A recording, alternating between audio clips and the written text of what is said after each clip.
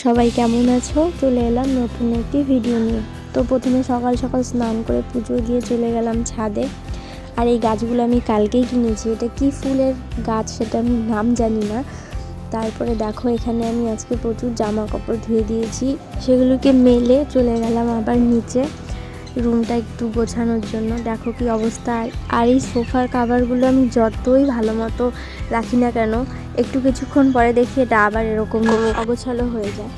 তো আমার অবস্থা তো দেখে বুঝতেই পারছো, আমাদের এখানে ভীষণ ঠান্ডা। আমার সোয়েটার মোজা কোনো কিছুই বাদ নেই।